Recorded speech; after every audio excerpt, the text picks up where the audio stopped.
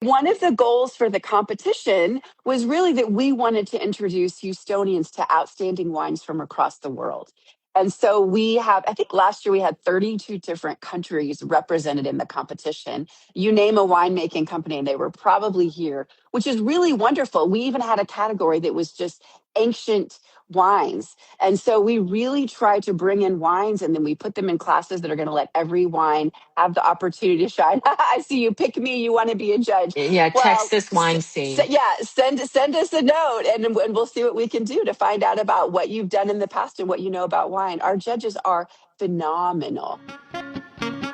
Welcome to another episode of On the Road Edition, hosted by Stevie Kim. Each week, Stevie travels to incredible wine destinations, interviewing some of the Italian wine scene's most interesting personalities, talking about wines, the foods, as well as the incredible travel destinations. Hello, my name is Stevie Kim, and we are going to do a little bit of On the Road Edition, but via Insta Live, because I'm stateside, and we would like to talk to some wine people from stateside. And today we will be with Amy C. Gross. I've met Amy. Oh my goodness. Hello. Hello, howdy. Oh my goodness. So, well, yeah, we're wearing different hats as you can see. She's wearing a very Texan hat because she's from Houston. Amy, so tell our audience all the different hats you wear in the wine world. Oh, okay. So, well, today I'm only wearing a cowboy hat because one of the hats I wear is I get to oversee the judging for the Houston Livestock Show and Rodeo International Wine Competition. And so I thought, what better way to point that out than wearing this hat? I'm also the national president of Women For WineSense, which is a wine advocacy organization of both wine professionals and wine lovers that spans coast to coast in the US. We've got about 700 members. And I'm also the CEO of VineSleuth and Wine for Me. And we build technology solutions for wineries to help them communicate better with their buyers. So we build recommendation engines and also guide in marketing. Yeah, I mean, when I first met you, it was way back, maybe about 15 years ago, even. Maybe Yeah, when I first started, I recall meeting you at the Wine Bloggers Conference because there was a Wine Bloggers Conference in the I past. know. Yeah. And you were doing something like spiritual, right? Are you still doing that? So I am. Yes. So that's another hat. So I also guide people in reading the Bible from the cover to the cover in 90 days. I do smaller things throughout. So actually, last fall, I did a whole series on finding calmness in the Holy Spirit. But I'm actually about to launch another Bible in 90-day adventure in January that I will be guiding people and actually helping with the national ministry. So listen, we don't have time to talk about everything, but I would like, first of all, for you to tell us a little bit about this Houston rodeo wine and the wine competition that there is, because I think, believe it or not everyone is aware what this is all about. So tell us very quickly what that is. I am thrilled to tell you about it. So the Houston Livestock Show and Rodeo has been going around, has been on for almost 100 years. And a What? part of that, yes, the rodeo is one of the biggest rodeos globally. We've got the cattle, riding and the bucking broncos and the barrel racing and the livestock show. But our rodeo also has a big concert every night, carnival, and Stevie, a wine competition. I know. The What does rodeo have to do with wine? I don't really Well, get it. agriculture, Texas wine, as we all know, is an agricultural product. And the Hmm. rodeo celebrates so many things that are agricultural. And so wine is a perfect mix. Bear Dalt, who has since passed, but he was the fine wine buyer at Specs for many years, about 25 years ago said, hey, let's bring wine into the rodeo. People that enjoy rodeo, not they enjoy delicious wine too. And so he pulled together a team to launch a wine competition that happens in November, with the results being released just before Thanksgiving, which is, of course, the biggest wine buying season of the year in the US from mid November to the end of December. And so the competition, which has about 3,000 entries, awards medals, bronze, silver, gold, double gold, best of show, best red, best white, best value. And a lot of Houstonians use that shopping list to buy their wines. So that's what it does for wine buying in the end of the year. But what also happens is the rodeo, which happens in the March after the competition, features those wines at our auction. So we're selling lots of our top winning wines for hundreds of thousands of dollars. And then it also helps power what wine is poured at one of Houston's largest tasting events. We've got thousands of people that come for one night to taste rodeo wine winners. And then at the rodeo, we've got the wine garden. So 21 nights of a wine garden serving 77 different wines. We have thousands of guests each night come to the wine garden, buy wine, enjoy wine. If you're worried about wine sales in the US, come to the wine garden. Your heart will be happy as you see people, you see wine aficionados, and you see people that are just getting whatever they want. So it's all ranges of wine lovers, whether they're really geeky or not geeky at all. And they're buying bottles from 20 to 150 bucks and hanging out, enjoying wine, listening to music, all decked up in rodeo gear. Yeah, Just to be clear, like something happens in November and then something else happens in the spring. Give us the correct. timeline. Yeah, Okay. so our wine competition, the entries open on August 1st and they close sometime in October. And then the entries are then judged at the competition in November. Like I said, about 3,000 entries. Every wine goes through a panel of 5 judging. Then the top go on to be judged in semifinals with another round of judges, and then the finals.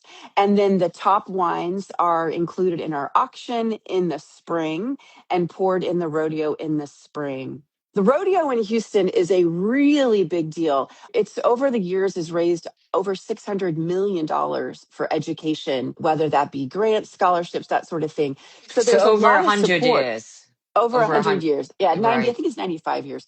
So yeah, the 600 million is through the years, not just last year. But it's got a really special heart in all the Houstonians. So in addition to all these winning wines being poured at the wine garden, the bars, the restaurants, the grocery stores, the wine shops, they set up big promotions for the rodeo winning wines all spring to celebrate rodeo and to celebrate wine. Earlier this year, it's kind of funny because I think everybody knows about it, but like you said, not everybody does. But earlier this year, I was speaking at SomCon on behalf of Women for WineSense. So I had not even said anything about a rodeo. And a woman comes up to me and she said, "I know who you are." And I said, "Oh, okay." She said, "You coordinate the judges for the Houston Rodeo." I said, "Yes, I do." And she told me that she worked for a winery that had been a big winner and their sales had skyrocketed because Houstonians trust the results of the wine competition. So your role with the rodeo, what is your exactly? You say you choose the judges? Yes, You my job. select the judges? Yes, so I'm the vice chairman for judging on the Winery Relations Committee. My job is to select the judges and to align the judges. So we bring Mm-hmm. judges in from all across the country, people that are winemakers, people that are buyers. On all of our panels, we have someone from a winery. We have someone who's in sales, whether they're a sommelier or they're in on-premise or off-premise sales. We've got somebody who's in distribution, whether they're with a wholesaler, importer, and then we have a consumer on every panel. And then we have a wild card, somebody that could be a wine educator, a wine journalist, a wine marketer, some other part of the industry. So I get to bring in all the judges and then align them so they How many? understand How what many our goals judges in are. total? There are about 150 on our roster and about Mm-hmm. 130 that end up actually serving amongst the 3 days of Okay, judging. 3 days. So it's very similar to five-star wines. Yeah, there are a lot of similarities. And thank you. I really enjoyed serving as a judge for Five Star a couple years ago. But yeah, so it's about 130 judges that bring in. Our back room is manned by hundreds of volunteers. All the wines are poured in the back room, come to a neutral zone, and then are judged. So the wine judges they never touch the bottles. They never know what they're judging. We're audited by PricewaterhouseCoopers for all of our process to make sure that everything is fair and accurate. Our goal is to be one of the most fair and accurate competitions globally. And I think we do a pretty good job. This is an event so that you can give some guidelines to the Houstonians, right? Exactly. So, Right. one of the goals for the competition was really that we wanted to introduce Houstonians to outstanding wines from across the world.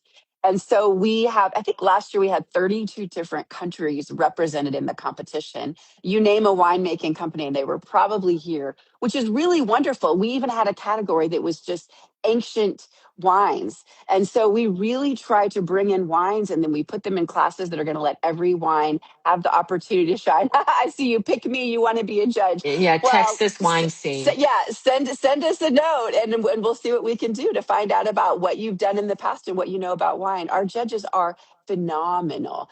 But like I said, we bring in wines from all over the world. One of the goals of the competition is to introduce Houstonians to outstanding wines from around the world. Every year we have a new featured region.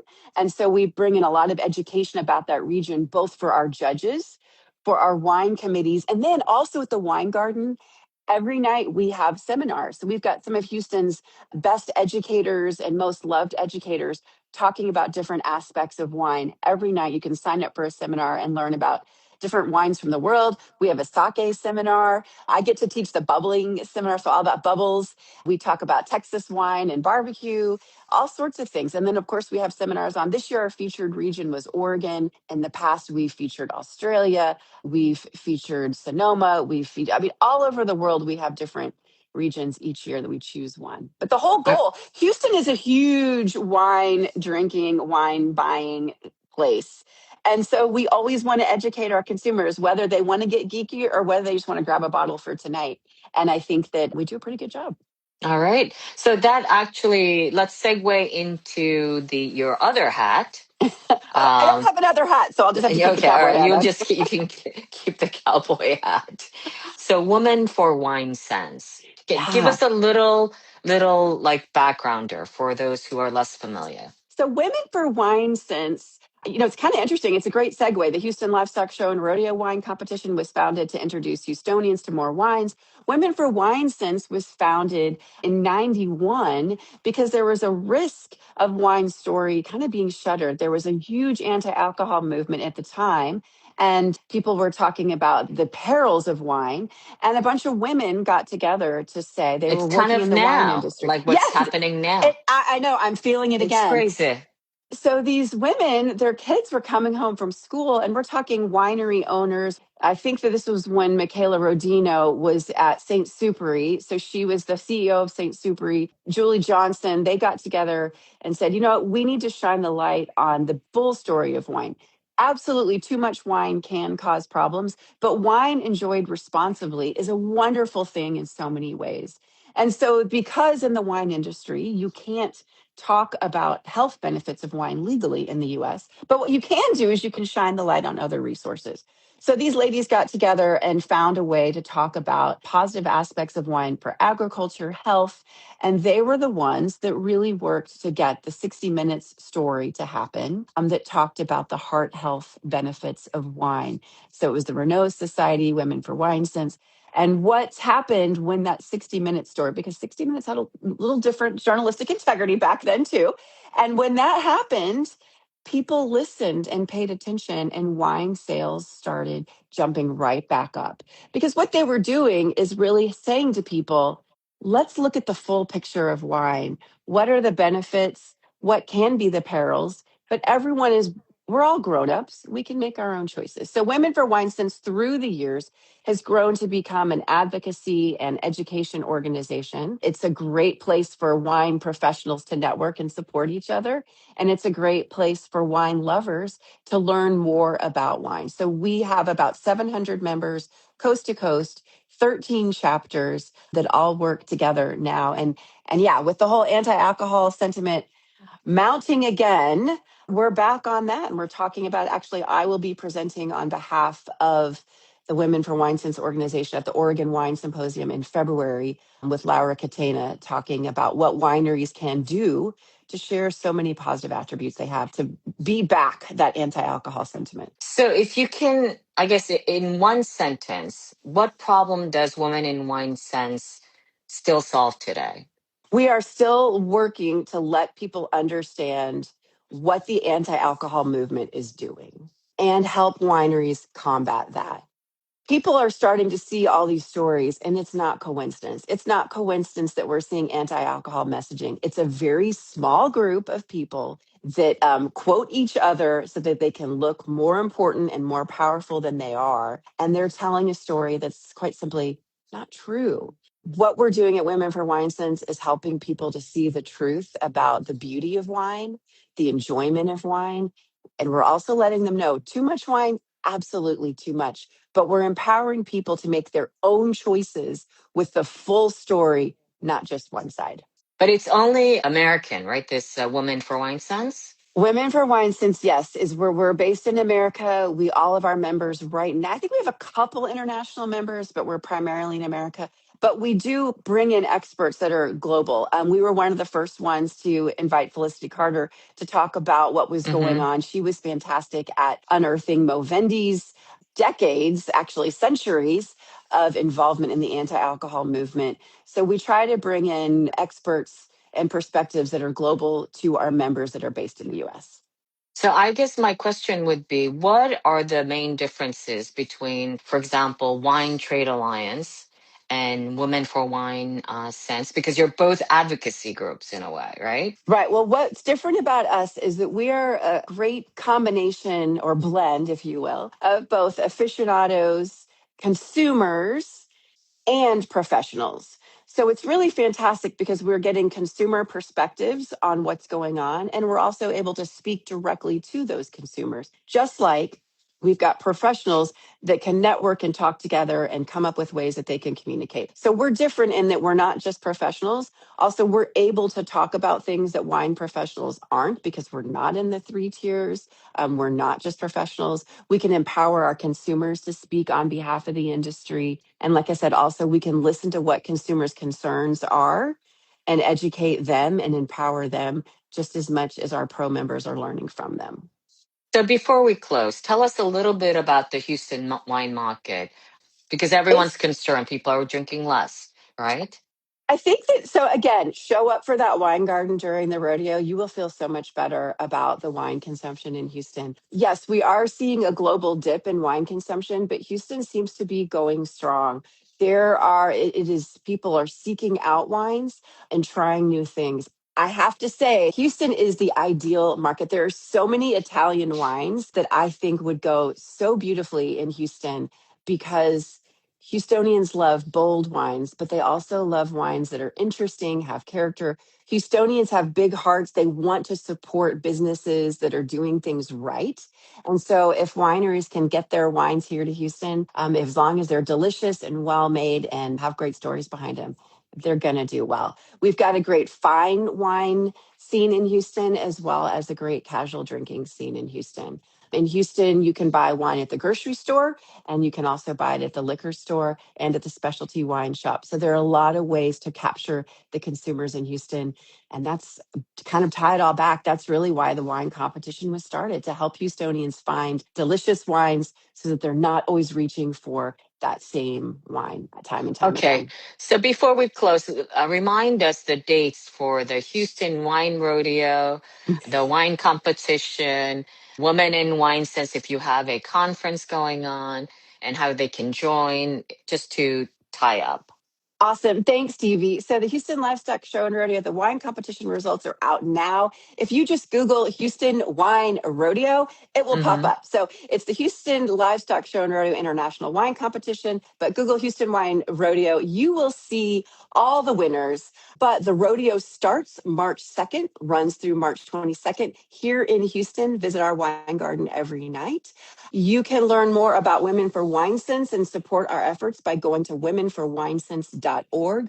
We do have our national meeting coming up, our grand event this April in Woodinville, Washington. Please join us for that. We've got great speakers. If you're looking to reach consumers or pros, let me know. We'd love to set you up as a sponsor. And yeah, there are chapters all across the country if you want to learn more about Women for WineSense. But rodeo, if you're interested in getting involved next year, entries open August 1.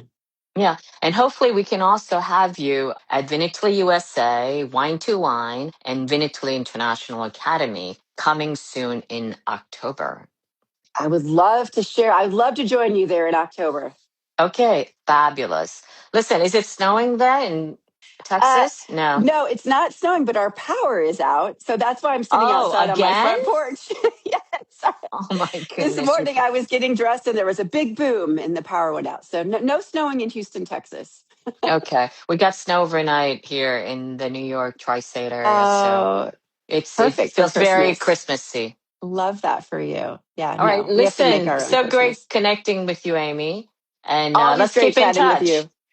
Fantastic. Thank you, Stevie. Ciao. Cheers. Thank you for joining us on another episode of On the Road Edition, hosted by Stevie Kim. Join her again next week for more interesting content on the Italian wine scene. You can also find us at ItalianWinePodcast.com or wherever you get your pods. You can check out our YouTube channel, Mama Jumbo Shrimp, to watch these interviews and the footage captured at each location. Chin chin!